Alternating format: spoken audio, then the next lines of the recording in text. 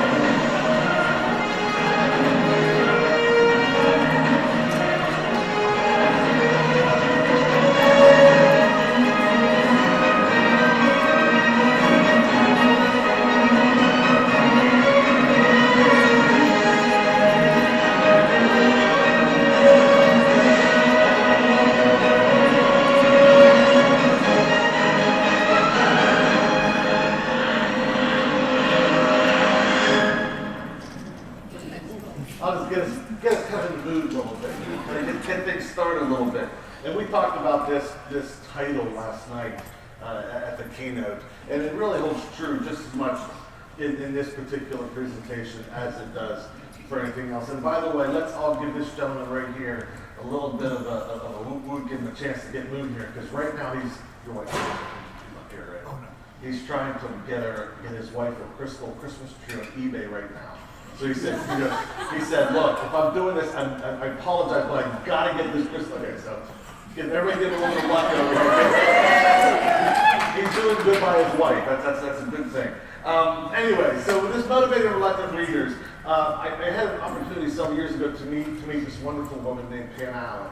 If you ever have a chance to meet with Pam, listen to her speech, go check out her websites. She is absolutely just an amazing woman. She's been in the White House several times talking about dealing with underprivileged children and literacy. Lit World is her organization, if you're familiar with Lit World. Amazing woman, just absolutely amazing, stellar woman. And I ran into her article, which was called Tame the Wild Text. And these were the 10 things that she was talking about in terms of dealing with these students who are reluctant readers. And I took these and I started to look at them in terms of what can we do in terms of putting them into a technological framework. What can we use to help get these kids to want to read based on her ideas? Now, first and foremost, we need to all agree on something here. We're not necessarily talking about struggling readers. There is a difference. We have to accept that. A struggling reader typically can be and will be a reluctant reader, but a reluctant reader does not necessarily have to be a struggling reader. Two different worlds, okay? A lot of what I'm talking about could help both, but we're really focusing on the kids that simply are like, if I can read or not, it doesn't matter, I just don't want to. I have no interest, no desire. That's kind of where we're aiming, okay? But take bits and pieces and use it as you see fit. One of the first things she talks about is not judging the reader. And we do that. We do that by nature. All right, girls, ready? Well, guys too, ready? Raise your hand loud and proud if you have read 50 Shades of Grey. Okay, have your phone numbers? No, guys, any guys out there read 50 Shades of Grey? I read the first book. It was so stupid I couldn't get through the second one. I apologize. Sorry, Mark. I need to steal your speakers. Do you need them No, go ahead. I'm sorry, guys. Sorry to interrupt. No, it's the hat that like does it, that gives you authority. Authority. Pretty much take anything you want. The MacBook's looking very nice. Thank you. Good luck. So anyways, people keep interrupting. Everyone's just gonna laugh the whole time. We're not gonna learn a damn thing, but we're gonna have a good time doing it. But anyways, would you feel comfortable taking that book, 50 Shades of Grey, and walking down the hallway of your school with it? Yeah, you get a little nervous on that one. And that's because you're concerned about being judged, right? Obviously. There you go. Sorry, hi. Nice Hi. to meet you. It's wonderful to meet you too. Come on in, it's okay. Hello. I think we started early, so don't sweat. So anyways, that's what we're talking about when we're dealing with judging a reader. So think about what it is that you're drawn to read. What are you interested in reading? My son will read anything, including like the back of toys, black cereal, you name it. So what are we reading? What are the kids reading? Is it okay for the kids to read textbooks? There's 50 Shades of Grey. Email? How about that one in the bottom left-hand corner? That always gets some sparks. Is it okay if a kid wants to read a comic book, or what they call graphic novels these days? Some people say that is not good to read. I dare you to put your hands up. I love it. I've had some people do it. No, I haven't ball with them. New York. When I was up in New York, they believe in reading. This is cool. I love this sign. Text stop in a parking area. So if I got to read, they can even give me my own stop. And that is pretty cool. You got to think about that. There's a lady out, oh man, I lost her name there for a minute. Miller, the book whisperer. Thank you, Donald Miller. And I took this idea from her. And a lot of the idea of not judging a reader is let them know you're reading. That's something that we need to consider as adults here. So we do novel doors in our building, and that came from her. And we all have all of these novels posted all over the place. When you walk into my building, you can feel that there's importance to independent reading. And we have to get to that point where the kids are understanding that, yeah, we're all reading, right?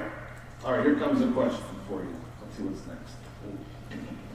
This guy's got a great line on his website. Ever wanted to read something different but didn't want the world to judge you by the cover of the book? But I want to go back to something here. We just said the idea of kids wanting adults to read. How many of you have children, if you don't mind me asking? You don't have to. Okay, I do too. And when's probably the easiest time for us to read? Before they wake up? Just shake your head, yes or no. Before they wake up? After they go to sleep? I read in the bathroom. Yeah, everybody in the back. The guy's going, yeah. Right, you read in the bathroom, absolutely. Okay, so now the kid goes to school. Okay? How many of you guys have a chance to read your novels in front of your children?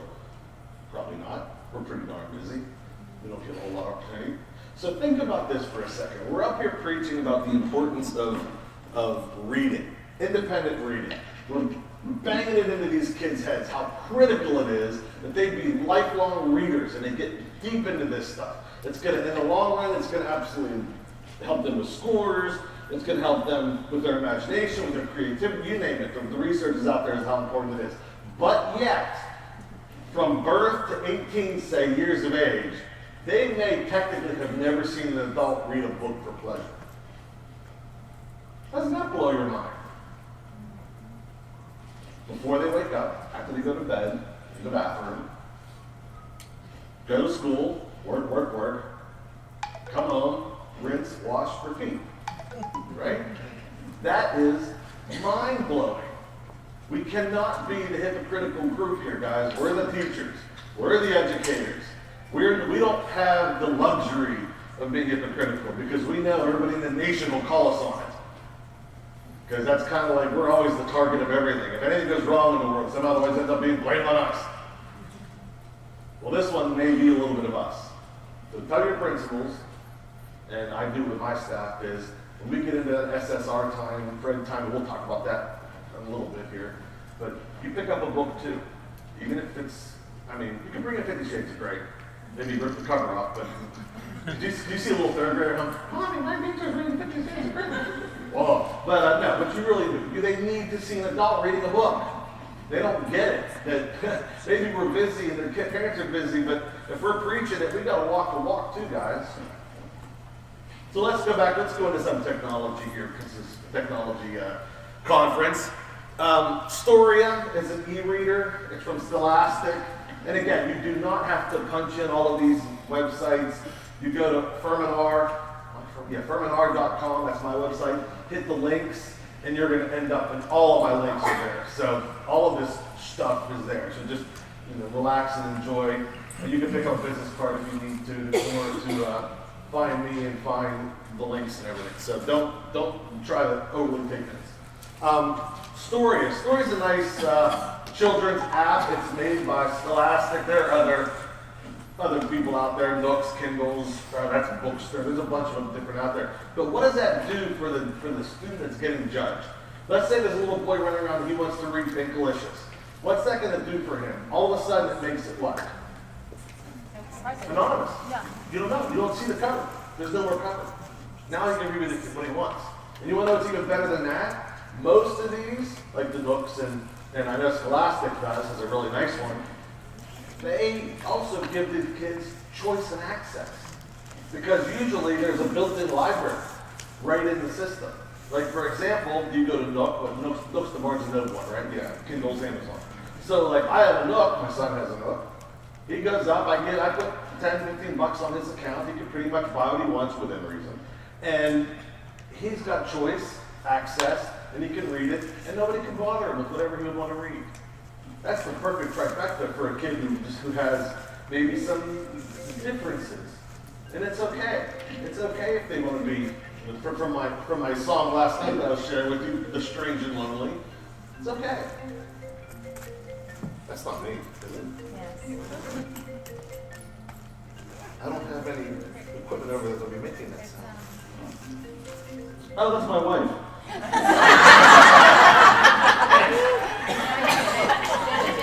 Now I'm in trouble, yeah. Oh, well. So I'm looking over there, but that's the speaker. It's coming from this machine over here. Oh, that was confusing. Anyways, she's actually an 8th grade social studies teacher, so this was probably her prep time. The offer a range of materials. This is probably one of the bigger ones because there is so much out there. And it's really hard for these kids to find a good book. How many of you in the past 48 hours have seen a commercial for a movie? Any movie? What's the movie? I watched the Star Wars trailer. Star Wars trailer. Pretty cool, huh? Yeah, I'm looking forward to it. Anybody else? In the woods. Into the Woods. Excellent. Oh, just right out of my head. The athlete, Unbroken. Thank you. Unbroken, yeah, very good. How about any video games? Any video game movies in the past 48 hours, 24 hours? How many books? Anybody seen any book commercials? Pretty sad, isn't it? And then we wonder why the kids don't. They don't even know what's out there. They can tell you exactly when the Star Wars movie's coming out. They can tell you exactly when the next Lego video game is going to be hitting the stores. But do they have any clue what books are out there right now? Absolutely not. And that's a problem. That's a big problem when we want them to read. And it's our responsibility because let's face it, a lot of times, and this is one of my soapboxes, I don't want to take long on this, but I hate it. It drives me crazy when parents point fingers or when teachers point fingers at the parents. Because you know what? We're not fixing that. So we can blame and blame and blame, but you know what? You can blame all you want. It's not going to fix anything. We're either going to do it or nobody's going to do it. Now, if you want to pass the buck on the parents, you can do it if it makes you feel better. But guess what? Not going to help the kid. So we've got to be the ones that are going to do it.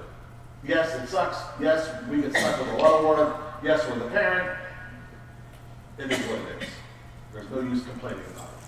So the bottom line is, if we're going to help these kids find a book, it's going to be us. Chances are it's not going to be them. Or else they would have already done that. So there's a lot of places where we can help these kids find books. And that's our job. My buddy, Mr. Patterson, I had an opportunity to spend 3 or 4 days with him at the NAESP convention in Baltimore. a couple years back, and he is an insane individual, but a lot of fun. He makes a very simple website just to help find books, and he is a big proponent of children's literature. He actually started putting little mini commercials on TV for his middle school series books. So he is really, really into it. This is a wonderful, I'm going to turn this on a little video thing here. He does that on Facebook, too. He does. He also puts it on Facebook, they said, so you can find him there too. This is a particularly nice search engine. It's called Book Wizard. Again, by Scholastic. I have a lot of stuff with Scholastic only because I used to work with them, so I know where all their free stuff is. But everything I'm talking about, aside from the iMovie that you saw at the beginning, everything in here is no cost, free. I don't talk about stuff that costs money because I can't afford it, so I would assume you can't buy it. So everything we're talking about here are free apps and free things like that. Book Wizard is particularly cool. Have you ever heard of Pandora music, right? Okay, this is sort of like the Pandora of children's literature. You know, you put a book in or an interest in, and then it starts kicking out ideas. Well, if you like this concept, he may like this book. If he likes vampires and he's in 3rd grade, he may dig this book. So that kind of gives him an opportunity to start to search.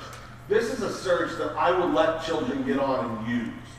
Okay, maybe with your guidance, without your guidance, whatever, but they can do this one. There are other search engines that I wouldn't do that, and we'll talk about those in a minute. But this one is perfectly safe. The other thing that's really cool about this particular search engine is that they'll give you the HTML, and you can put it right on your own website.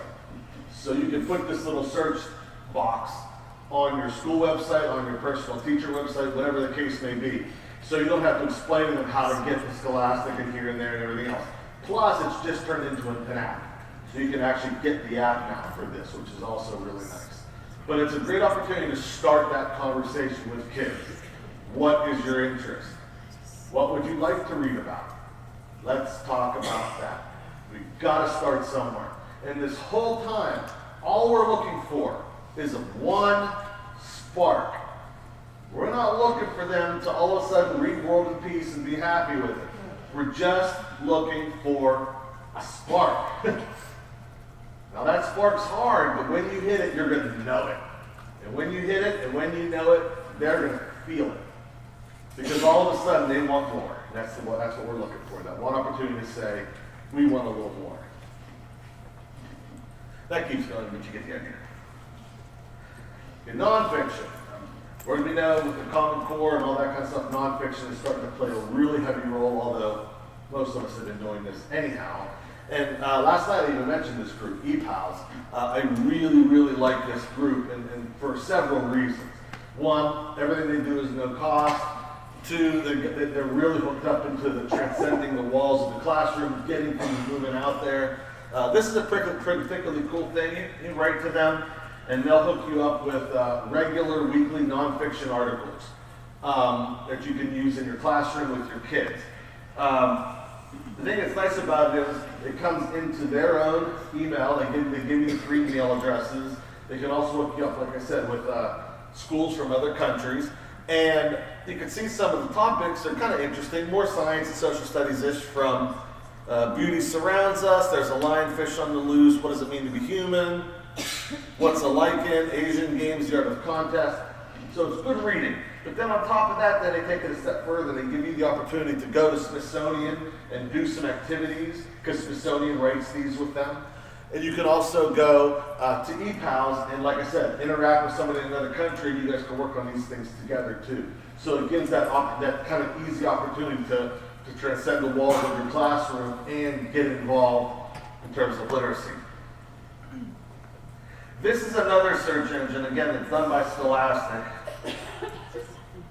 And this is one that I would not give to a parent or a child because it's confusing and it's really pretty much just for educators. But the cool thing about this one is you can browse by Common Core, you can browse by ISTE standards, you can anything. The standards they have packed into here, and they've got more since I've done this. You can search by that. So let's say I've got a child and I know he's a reluctant reader and I know let's say he's struggling with X core, whatever that might be. And I can use this particular search to narrow my search down to find a book that I know as this child's reading it, it's going to help them bolster that core deficiency, whatever it might be. And you can kind of watch and see how that works. If I'm dealing with a reluctant reader, I may want to go the other direction. I may want to find one of the core standards that I know this child does really well in. And then find a couple book titles that correlate. Because then I know it's not going to be as much the challenging thinking and the having to learn thinking as it is, I'm good at this already, so this is kind of maneuvering nicely for me. You can see there's I'm one-on-one right now, read and respond to nonfiction, including poetry. There's 105 books that gave me some options. So you can see the different on the right, it tells you just how many books there are. So this particular, now this is Pennsylvania numbers, not national numbers, but 1.3.3.C. That could change the Lexile scores and stuff like that. Bedtime story, David gets in trouble, David goes to school, fairy tale book. And that's giving you a gist as to what would I want to choose for that particular child for whatever that issue might be. How many of you are on Goodreads? All right, make sure you friend me now. Rob Furman, you know my name. Make sure you come me because I love it. Goodreads is fun. But Goodreads is also a really cool opportunity for kids to find books. There is a children's section to this. Do you need to monitor it? Yeah, probably. But that's okay. We can monitor things. We're good at that stuff. But there's a lot of great opportunities here for these kids to find some good books. To turn book reading into something that's also social. It's a perfect storm, isn't it? And we're going to talk about Goodreads more than just the fact that it's a great place to look for kids' books. There's all kinds of things that they can do on a social side with this beyond just looking for a good book. Providing time for dialogue. This to me is an important one. Because after you've read a book, chances are you want to do something with it. You want to get into that conversation, okay? Watch, I'll prove it. What are you guys reading right now? Raise your hand. Tell me what you're reading right now. What are you reading? Unwind. What? Unwind. Louder. Unwind. Unwind? What's it about? These kids, their parents, at the age of 13 to 18, their parents can decide to unwind them. It's like a retroactive abortion. And like Jeez. camps and stuff. You can't have abortion, that? but you can do it later. Do you know the book? It's Neil Schusterman. Wow. Pretty interesting. It's scary. All right, what are you reading right now? I just finished Fallout by S.A. Bodine. Fallout? It's a part of the Compound series. Compound series. Anybody reading The Maze Runner?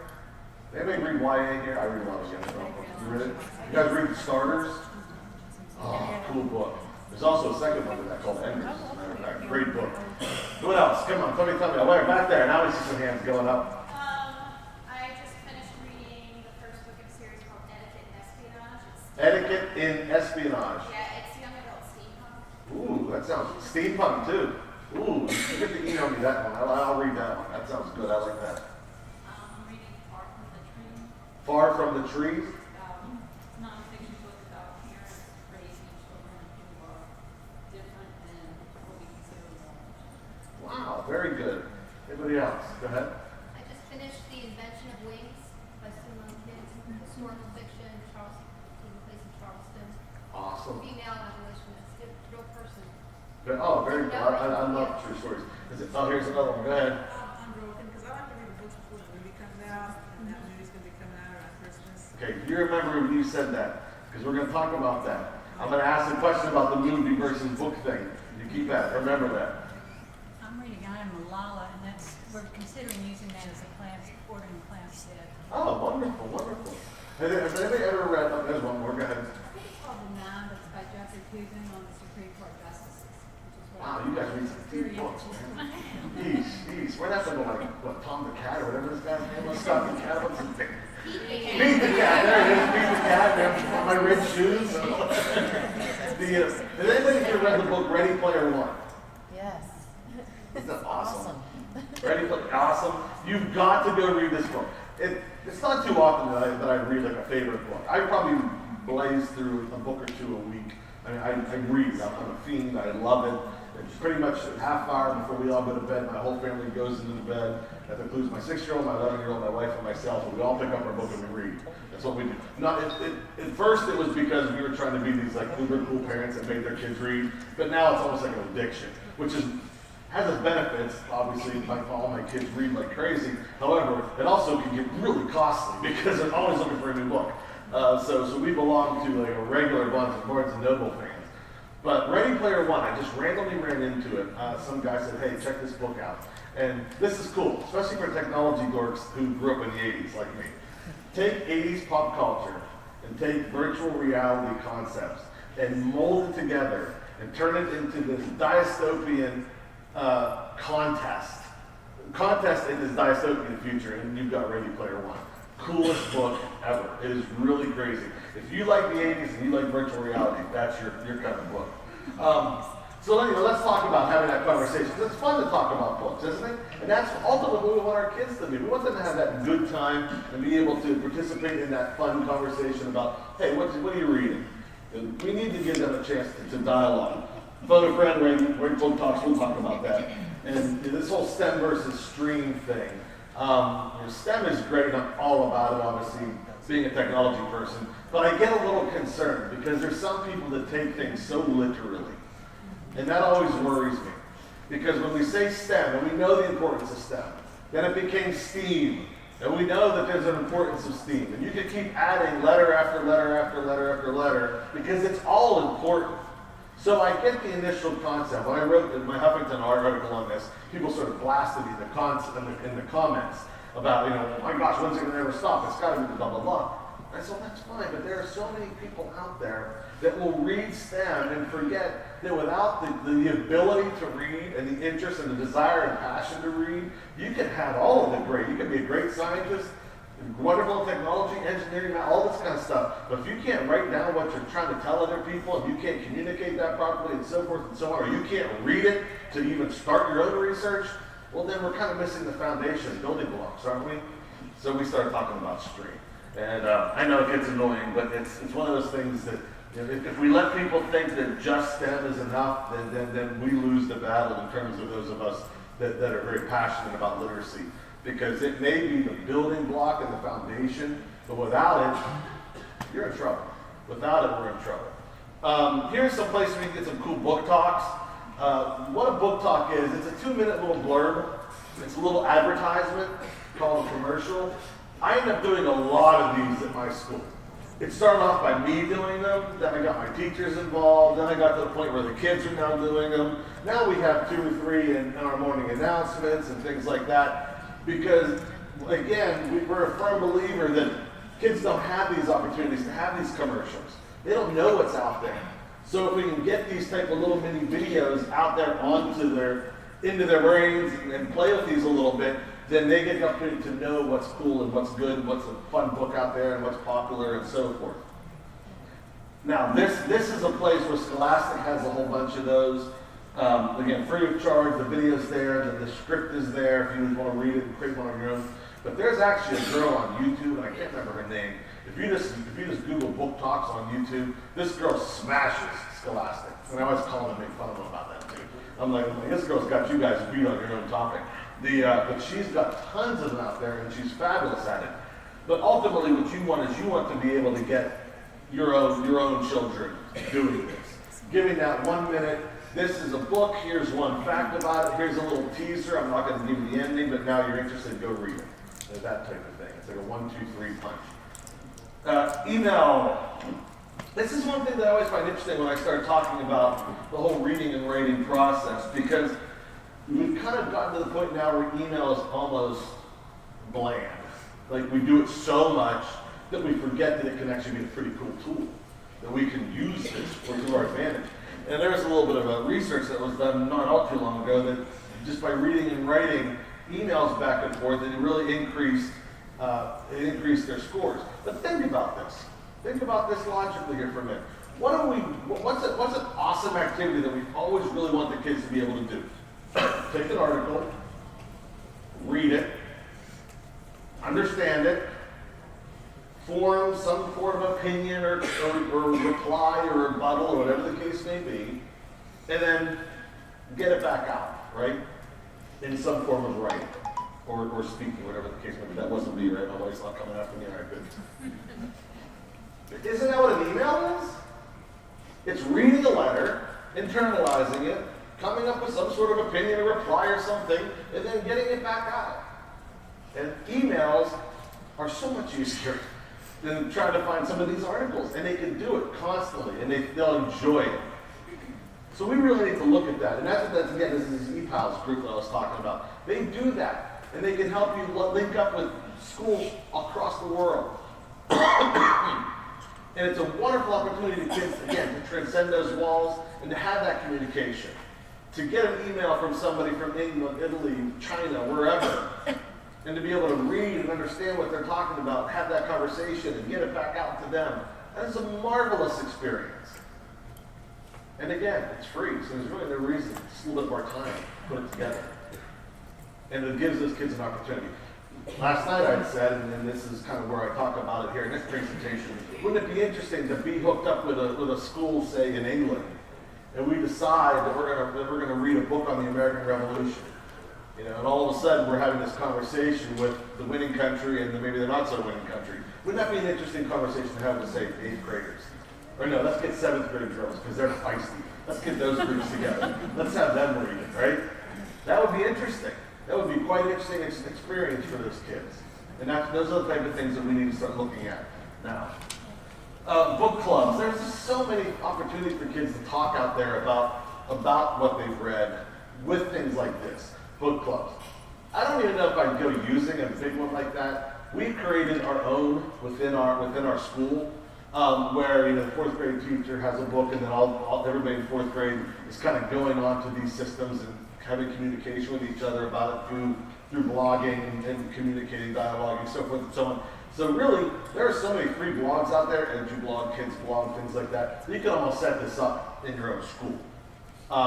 But there are also national ones out there too, and big ones out there as well. We could see the Children's Literature Web Guide, Girl Zone, all those type of things. Again, as I talked about yesterday, in a different way, but the same concept, Skyping. This is an opportunity for kids to, again, have this communication.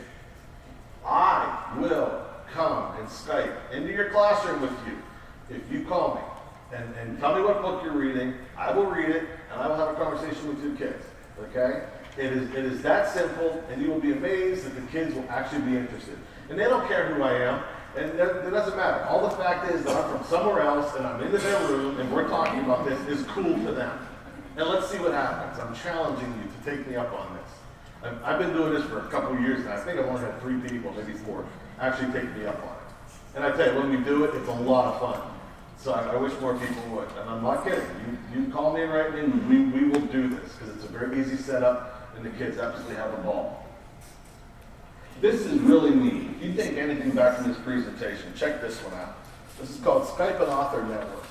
Because the authors have figured out very quickly that there's some money to be made here. Now, the beauty of it is, it's probably not going to cost you anything. It may cost your district a couple dollars if they want to buy the book. But this is a friend of mine, Kateminster. And she's written a lot of wonderful books. Capture the Flag, The Brilliant Fall, that one there that you see, Eye of the Storm. She's a great author. And she's the one that turned me on to this concept. She said, what we do is we've got a whole list of authors that are willing to come in and Skype into your room for free, as long as your book club or whoever you're talking with has read the book. Now, of course, their catch is, gotta buy the book to read the book. But that doesn't mean there's ways around that either. But they will come in for nothing and have a conversation with your group about one of their books that you've read. What an opportunity. Wouldn't you love to hear the author, the person, as a kid, think about that? This is the person that created those characters, that wrote this story, that came up with all of these plot twists, and now you're going to get an opportunity to chat with them. And that's huge. These are the things we need to be taking advantage of, people. It's not hard, it's not expensive, and it makes a difference to these kids. This is the stuff that gets them excited. This is kind of cool, Kendoma. Have you heard of this one, story time? Again, It's a free app, but if you want to read more than just the 2 or 3 free books that are in there, you got to purchase extra books. But this is another winner for some of those kids. And again, we've got such a variety of students. Every kid is so different. We don't know what's keeping them from reading. So maybe this is another option to try to catch that kid that might be struggling. This is a cool one. See that lady down there in the bottom corner? That's my mom. That's my mom. You see the orange-looking stick thingy that's hanging out there? That's her finger. And what we did was, when I first found this, I think it was in Atlanta at the time, and I said, we got to try this. I want to throw this in my presentation because it's so cool. She's like, all right.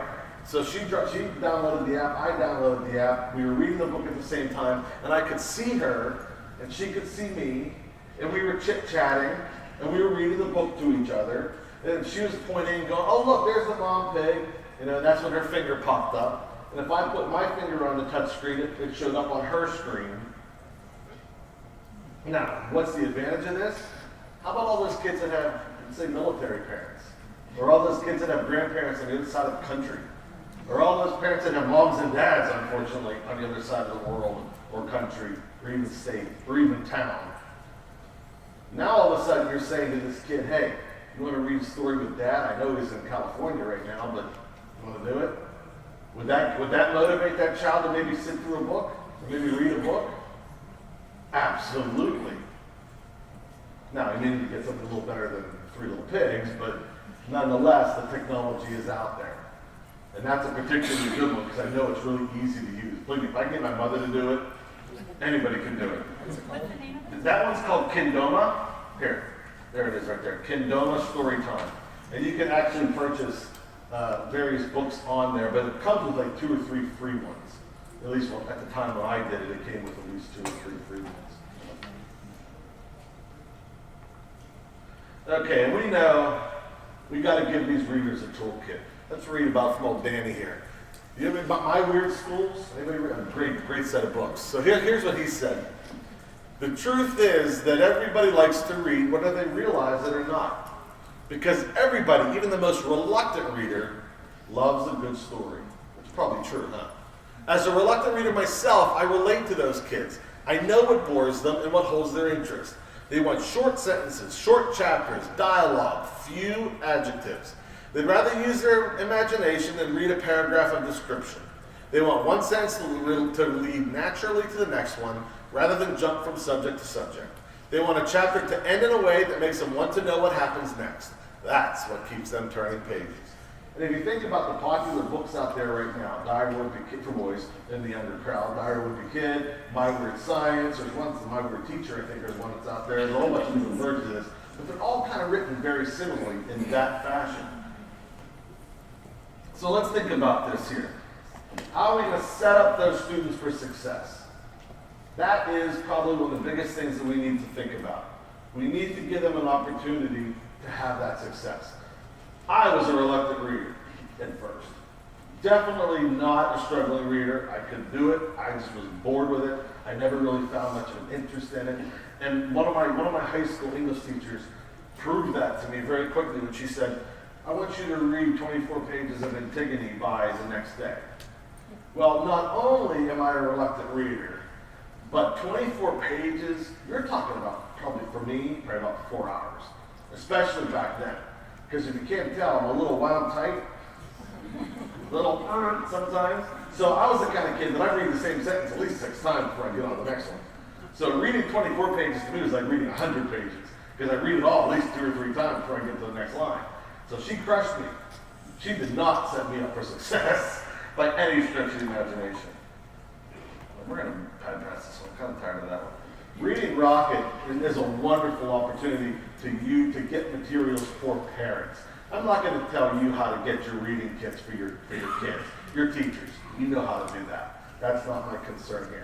This is something, though, that I would definitely take and show parents, because it's an easy website. It gives them a lot of opportunity. And one thing that we talked about last night was, time. We need more time to do all this stuff. Well, that's when we got to get the home educator involved, and the home educator is the parent. Okay, so this is an opportunity, and it's a great option for them. It's easy. All right, raise your hand if you can figure out where you think I received this from. Who said it? Say it loud. Pinterest. Pinterest, absolutely. I love Pinterest. I know that sounds a little, but I love Pinterest. Because I tell you what, from a principal's point of view, this was the best damn thing I ever did with my teachers. I actually talked to my superintendent. It took a little bit of conniving, I guess you could say. And I said, please, just give me a half a day to do something with technology. And she said, well, what are you going to do with it? I said, if I tell you, you're going to tell me no. Just trust me. All right? She's like, fine. Here, take a half day in service. So during that half day, I made all my teachers create Pinterest accounts, even though most of them already had them. We created boards. We shared all the boards amongst each other. And now, no kidding, I've got 24/7 professional development going on in my building. Because if I find something cool tonight, I'm not going to be in school tomorrow. I'm here again tomorrow. By the way, I'm going to the presentation 8:45 tomorrow. See y'all there. Another advertisement. But I can find something tonight. I can put them on Pinterest tonight, and I know at least a few of them are going to be having a conversation about it tomorrow morning. I've done it. I've actually been at home and walked in the next day and heard people talking about the article that I posted or something that I posted. So it's like 24/7 professional development all of a sudden. And the teachers love it. We have it completely wide open in our building now. Nobody complains when they walk in and they've got Pinterest on their computer, even though I know sometimes recipes and things are popping up, but I don't care. You know, that's great. And there was a great opportunity. So Pinterest is a perfect opportunity for you to do that, PLN. To get your personal learning network, your group together. Pinterest is an easy one. Probably a lot of you guys already use it. Connect with each other on something. That's an easy way to do it. Furman Educational Resources, you can connect with me and each other as well if you want to, using my LinkedIn group, Furman Educational Resources. If you look at the guy over here, the very, very first guy right here, Ed McCavney right here, he was just in the back, but I just watched him take off. He lives in the same area as me. He's an international speaker for COSIN. He's presenting 4 o'clock today. He's a magic man. You've got to go check him out. He works with the FBI. COSIN's sending him to Singapore to do all kinds of stuff in education. He's a very cool individual. But if you want to connect with him and other people like him and a lot of my friends, you're more than welcome to come out here and join, and we can continue this conversation, because that's really what it's all about, is getting that conversation to keep on rolling. Let readers read at their comfort level. This is one that kind of gets on my nerves every once in a while. Independent reading, instructional reading, and frustrational reading. When you're talking about independent reading, when you're talking about the enjoyment and love of reading, we've got to be working at the independent reading level. If you think giving a kid a book at their instructional reading level is going to make them all of a sudden love reading, you are wrong. And if you hit the frustrational reading level, you're done. And so are they. Out. So that's why when we say we have to know our kids, we're not kids. We have to know our kids, because this is going to make or break it. These type of things are going to make or break it for them. Let me ask you a question. Somebody in second, third grade comes up and says, I want to read Harry Potter, and you know it's way too hard for them. Do you let them read it? Raise your hand if you say yes, let them read it. Raise your hand if you say, oh my God, no. Now, come on, you didn't know. Raise your hand if you say yes, let them read it. Raise your hand if you say no. Raise your hand if you say, oh, we need an alternative. Everybody raise your hand. We need an alternative. Okay, good. Yeah. We never say no. We will never say no. Remember, this is a reluctant reader. You don't have the luxury of having any sort of leeway here. If this child all of a sudden posed an interest, even the slightest, on something, you've got to run with it. Now, how do you do that? Maybe you read it along with them. Maybe you read it into an audio file and let them listen while they're following along. Whatever the case may be. Maybe you bring a kid down from the high school or somebody who can read it and partner them up and let them read it together. But let them get through that book. Not only will it be an awesome opportunity for them to accomplish something, but they're doing it in a way that's not intimidating, not embarrassing. They can do it. You can help them with it, and you may very well find that spark. But if you say no, again, you're done. They're done. Let readers read at their comfort level, reading for pleasure. All this is always a good one. Okay. Dear time, Fred time, SSR time. Raise your hand if you have any of that in your school. Okay. Raise your hand if you vehemently believe that you should not have this in your school. All right, I got one. You and me. We're here. You ready? I'm gonna get you. Anybody else? Nobody else? This is always a hot topic, isn't it? This is always a hot button. Because here's the things I get whenever I say that. We don't have enough time in the day, right? That's a very common one we hear. And I say, well, I'll show you the research that says you should really find the time in the day. The other one I get, and I actually got this from a teacher, and I'll tell you how that played out, is the teachers were saying to me that the kids are doing this. What's that? They're not really reading. They're just wasting time. They're not really into it. I walked up to this teacher into this classroom, and she wasn't on my nice list at the moment to begin with. So I walked in, I opened the door, and here's this boy back in the corner, and I'm watching. He's plainly not reading. He's like, those type of things. And she immediately took the opportunity to come up to me and say, look, see that? I told you. Totally wasting his time. We should be doing some math or something else, because see what this kid's doing? He's not even reading. He's not even interested in that book. So I very kindly and politely, in my nice boy voice, I said to her, maybe you and I need to have a talk in the office, because what I see is not a kid who's not reading. What I see is your classroom management sucks. And maybe you didn't do what you're supposed to do to help this kid find the right book, because I'm looking at the book he's reading and it's about 4 levels beneath him, so I'm pretty sure that you and I need to have a conversation. Because teachers here, remember, they're the kids, you're the adults.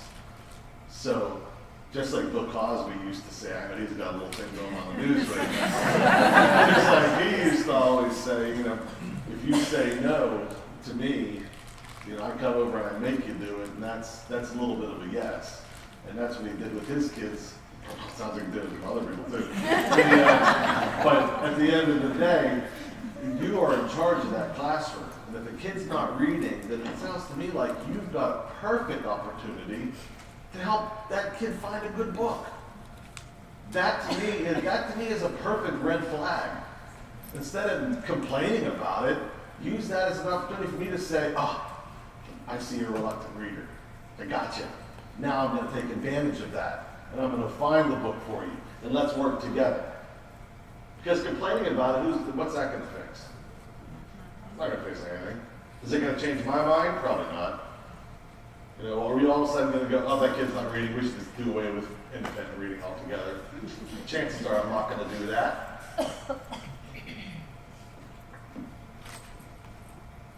Dive deeper.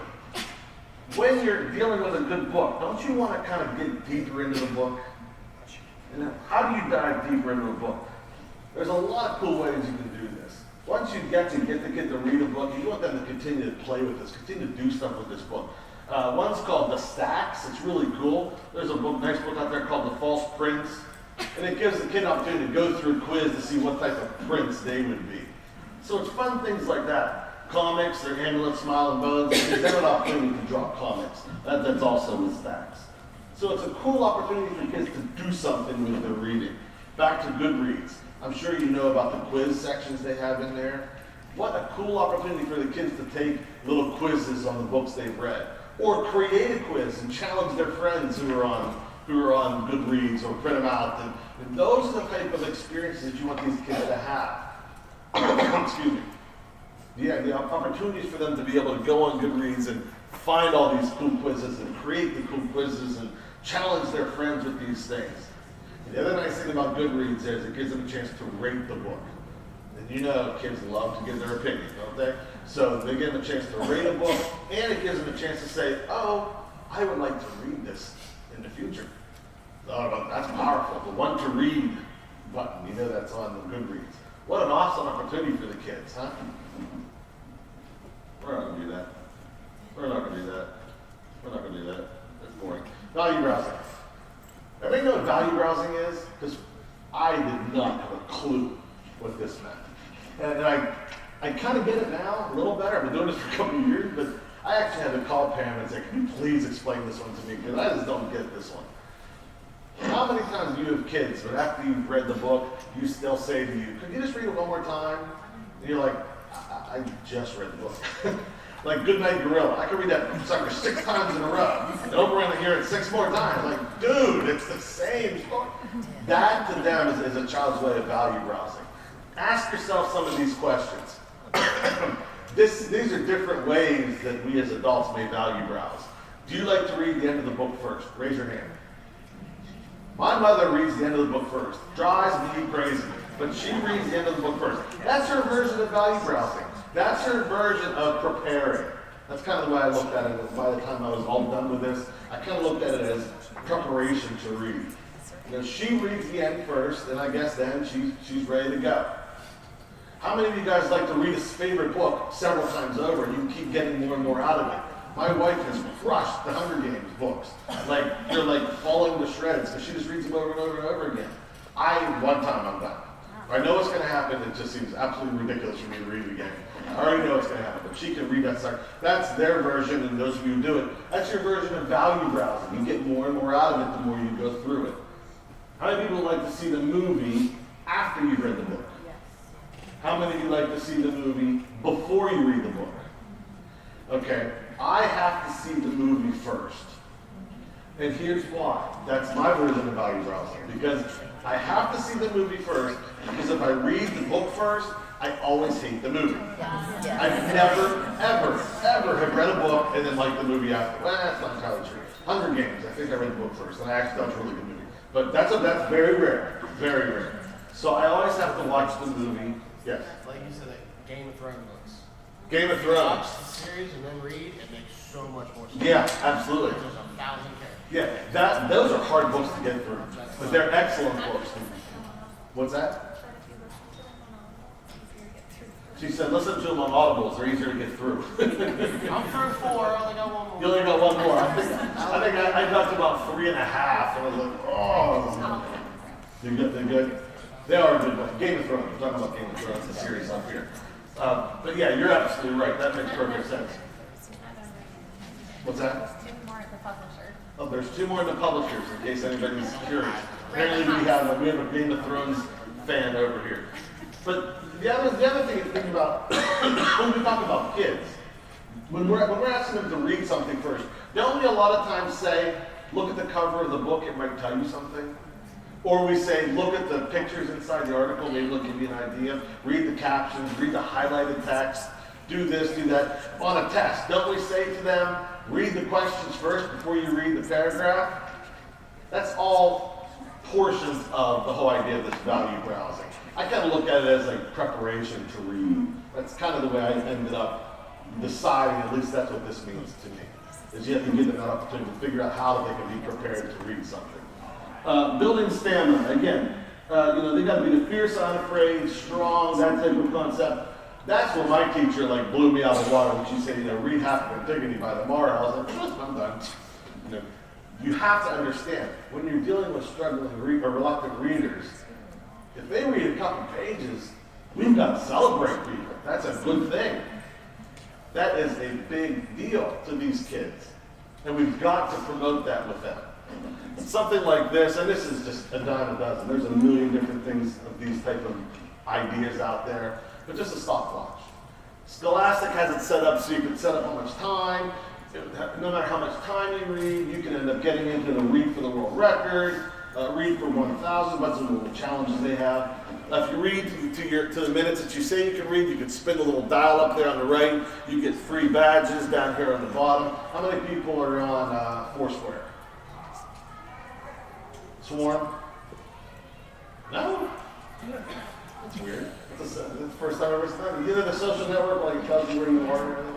And you can earn badges in there. That's why I was relating it. But apparently, you guys use Foursquare. Okay, never mind. Here's another thing that we do at our school, totally unrelated to technology, but it's something that we do, is we do Christmas challenges, holiday challenges. We're constantly trying to get our kids to tell us how many minutes they've read. And the nice thing about these challenges is, if you read 5 minutes or if you read 60 minutes, you're still a part of the win. You're still a part of having done it.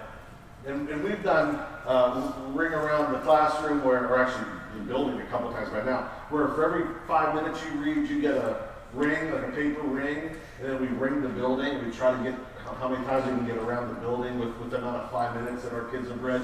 I'm a K-4 building.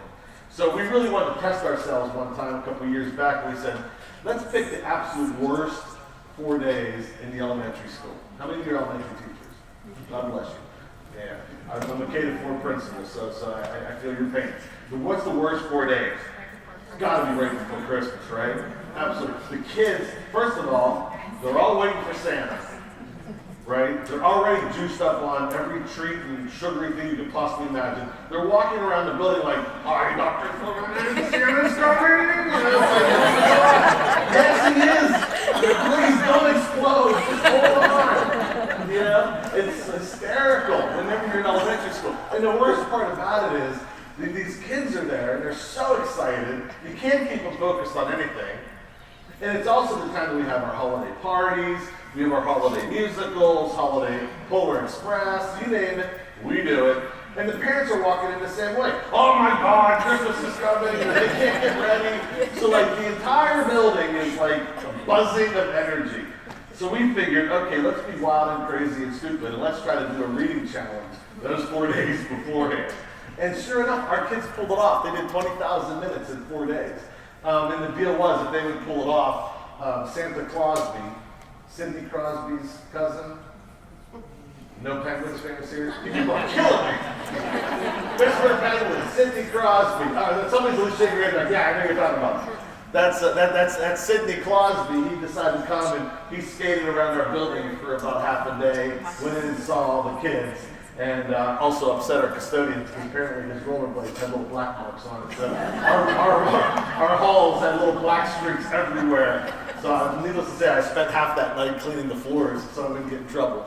But Santa Claus, he's a cool guy. He's a lot of fun. But those are the type of things that you can make fun in your building. And again, every kid can be involved. Even if you just read a couple minutes, you're a part of that big number.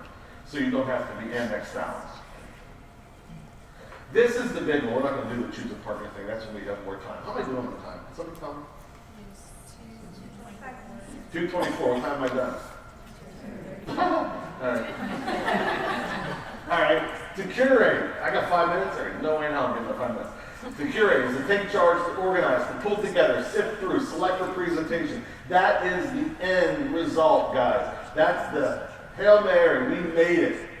If you can get a kid to do that, read that. If we can get a kid to take charge of their reading, to organize their reading, to decide what they're going to read, to sift through all the options, and then be able to read it and send it back out in some sort of summary, conversation, discussion, we've arrived. Ta-da. That's that is the most important part of this whole thing. Now, I'm going to blaze some apps at you real quickly here. This is a cool one. Plotagon. If you've never heard of Plotagon, you've got to check it out. Oh, I wonder if I have one on here. The Plotagon. Plotagon. Plotagon. Or you can... I'm a photobomb freak. I love to do that. This is so cool. This is going to revolutionize some schools, I'm telling you. My kids are all about it in the older grades. Here's what you do. On the right-hand side, you can write a story. Or, to stay with the reading theme, you can write a review about the book you read. And you pick characters to talk. You know, "Hi, John, did you read this book?" "Yes, Sally, it was really cool." And all you're doing is you're picking names. You can see over here, living room, Joe, Ellen. I think somewhere in here, Joe kisses Ellen, but we won't go there. But in this, they write this stuff out. And then they hit a button, and the whole damn thing instantly turns into a movie for them. And they're watching these characters move around, do their thing, using their dialogue. It's an instant movie. Now, isn't that cool? I mean, come on. I'm 42 years old. I played with that sucker for a couple hours when I first read it. I'm like, this is awesome. That is a lot of fun, and the kids totally eat it up. Again, no cost. Plotagon. Very cool. EduBlog. This is an opportunity to get your kids to start writing. If they're reading, they've got to write. We know the two go hand in hand when it comes to helping the learning process, and it certainly is important to our high-stakes testing, because I don't know about you, but Pennsylvania, 40% of our tests now is all writing. So it's a big thing, but it is important. I mean, I write constantly. I love to write. I write for 2 or 3 different blogs. It's just what I do. But we got to get the kids into the whole process, because again, once they've read it, they've got to do something with it. How many of you guys, after you read a book, want to talk about it? How many of you guys, after reading a book, want to share something interesting about it?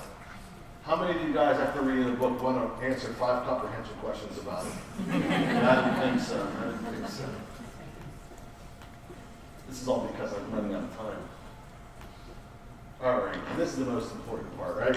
This is the most important part. Joy matters. If you guys, you're here, so I'm kind of preaching to the choir, I think. But this is so important. And the most important thing is that we teach the students to have fun with this, to enjoy the experience, because it's all about that spark. A good friend of mine who's, I'm not going to use his name because he always gets embarrassed, but let's just say he's a big wig in children's literature. A big wig, you would all know him. And his son was a reluctant reader, okay? And it was one of those things where he was sort of falling in, we'll call it, to the parent trap a little bit. He was reading with his son every night, just like any parent would try to get that reluctant reader. Let's get him to read, okay? So Tony would sit down and he'd be reading with them, and it was 20 minutes in, and his boy goes, okay, or he said, okay, it's time to go to bed. Now he puts the book down, and the son goes, well, wait a minute, what happens next? And he missed it. And what did the dad say? He said, oh, son, we'll read it tomorrow night. Come on, it's time for bed. And he put the book down, and they went to bed. So the next morning, he's driving to school, and he looks over, and his son's reading the book. And you know what he said? I'm going to kill him. He said, what are you doing? Nationally recognized educator in literacy. What are you doing? I'm reading, Dad. Why are you doing that? Are you kidding me? He's like, well, because I want to see what happens. He's like, because the night before, I want to see what happens. Well, you know we're going to finish that tonight, right? All right, it's done. It's done. He was nothing going to do for my buddy. So finally, he drops him off at the school. And as he's driving to work, he stops. He pulls over to the side, and he calls his wife, and he says to her, honey, I think I just almost missed the spark. And it was the spark for his son. He found something that interested him, and without force or doing it out of compliance or any of that stuff, he wanted to know what's going to happen next. So please don't be my friend. And it can happen to everybody. It can happen to anybody. If it happens to him, believe me, it can happen to anybody. But don't miss that spark, because that is absolutely the most important part of all of this. God bless you, and hopefully I'll see you tomorrow, 8:45. Come to my last session. You won't get sick of me, I promise. I'll keep you going. Thank you.